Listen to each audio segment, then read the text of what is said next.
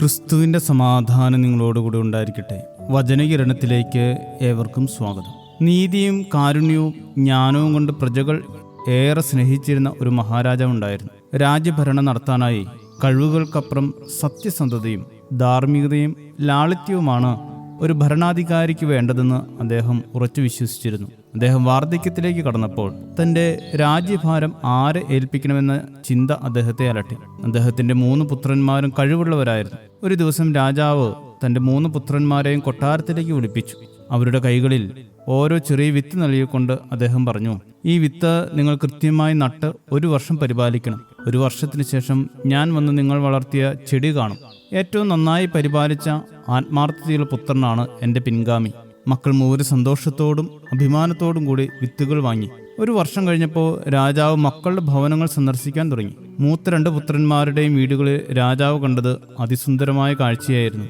വളർന്ന് നിറഞ്ഞു നിന്ന വൃക്ഷം, പൂക്കളും ഫലങ്ങളും നിറഞ്ഞ ശാഖകൾ, കൃത്യമായ പരിപാലനത്തിൻ്റെ എല്ലാ തെളിവുകളും നന്നായി കാണാമായിരുന്നു. എന്നാൽ രാജാവ് തൻ്റെ 3ാമത്തെ പുത്രൻ്റെ വീട്ടിലെത്തിയപ്പോൾ അവിടെ ഒരു ചെടിയോ മരമോ ഒരു തളിര് പോലുമോ കാണാനില്ലായിരുന്നു. രാജാവ് ചോദിച്ചു, മകനെ, നിന്റെ ചെടി എവിടെ? 3ാമൻ തല കുനിച്ച് സൗമ്യമായി മറുപടി പറഞ്ഞു, അച്ഛാ, ഞാൻ ആ വിത്ത് നന്നായി നട്ടു, ദിവസവും വെള്ളമൊഴിച്ചു, വളമിട്ടു, സൂര്യപ്രകാശം കിട്ടുന്ന സ്ഥലത്ത് വെച്ചു, എങ്കിലും അതൊരിക്കലും മുളച്ചില്ല. ഈ മറുപടി കേട്ടപ്പോൾ രാജാവ് 3 പുത്രന്മാരെയും കൊട്ടാരത്തിൽ ഒരുമിച്ച് വിളിച്ചു ചേർത്തു. എന്നിട്ട് പറഞ്ഞു, ഞാൻ നിങ്ങൾക്ക് ഓരോരുത്തർക്കും നൽകിയ വിത്തുകൾ വേവിച്ച വിത്തുകളായിരുന്നു. അവ ഒരിക്കലും മുളയ്ക്കാൻ കഴിയാത്തവയായിരുന്നു. നിങ്ങളിൽ മൂത്ത 2 പേരും അധികാരഭ്രമം കാരണം ചതിയുടെയും വഞ്ചനയുടെയും വഴി തിരഞ്ഞെടുത്തു. നിങ്ങൾ സത്യം മറച്ചുവെച്ച് വേറെ വിത്തുകൾ വിതച്ച് സുന്ദരമായ വൃക്ഷങ്ങളെ വളർത്തി. എന്നാൽ എൻ്റെ 3ാമത്തെ പുത്രൻ മാത്രം സത്യം പറഞ്ഞു.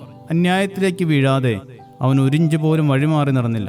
രാജാവ് തുടർന്നു, അതുതന്നെയാണ് എനിക്കൊരു രാജാവിൽ വേണ്ട ഏറ്റവും വലിയ ഗുണം. അങ്ങനെ രാജാവ് 3ാമൻ അധികാരം കൈമാറി. വിശുദ്ധ ലൂക്കോസ് 16:10 ഇങ്ങനെ പറയുന്നു, അത്യല്പത്തിൽ വിശ്വസ്തനായവൻ അധികത്തിലും വിശ്വസ്തൻ, അത്യല്പത്തിൽ നീതി കെട്ടവൻ അധികത്തിലും നീതി കെട്ടവൻ. അധികാരം കിട്ടുമെന്നറിഞ്ഞാൽ, സ്ഥാനമാനങ്ങൾ ലഭിക്കുമെന്നറിഞ്ഞാൽ ചതിയിലൂടെയും വഞ്ചനയിലൂടെയും അത് കൈവശമാക്കുവാൻ ശ്രമിക്കുന്നവർ നമുക്ക് ചുറ്റുമുണ്ട്. പക്ഷെ ഓർക്കേണ്ട ഒന്നുണ്ട്, ജീവിതത്തിൽ വിശ്വസ്തതയും സത്യസന്ധതയും ഒക്കെ നഷ്ടമാക്കി നേടുന്നതൊന്നും ശാശ്വതമാകില്ല. പലപ്പോഴും കള്ളം വിജയിക്കുന്നത് പോലെ തോന്നിയേക്കാം, പക്ഷേ ജീവിതത്തിൻ്റെ അവസാന സത്യമാണ് വിജയിക്കുക. സത്യത്തിൽ അധിഷ്ഠിതമായതിന് മാത്രമേ ഇന്നും നിലനിൽപ്പുള്ളൂ. അവിശ്വസ്തതയും അധികാരഭ്രമവും വഞ്ചനയും എല്ലാം ഉപേക്ഷിച്ച് ക്രിസ്തുവാകുന്ന സത്യത്തെ ഉൾക്കൊണ്ട് ജീവിക്കുവാൻ ഏവർക്കും ഇടയാകട്ടെ. ശുഭദിനം നേരുന്നു. ദൈവം അനുഗ്രഹിക്കട്ടെ.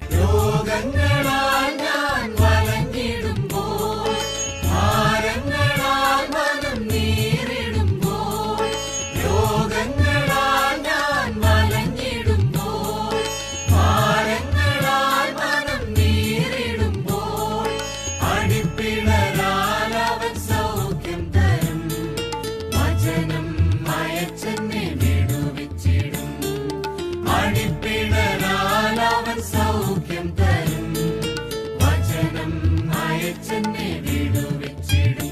വാഗ്ദത്തം തന്നവൻ വാക്കുമാറാത്തവൻ, വലങ്കരത്താൽ എന്നെ വഴി നടത്തും. വാഗ്ദത്തം തന്നവൻ വാക്കുമാറാത്തവൻ, വലങ്കരത്താൽ എന്നെ വഴി നടത്തും.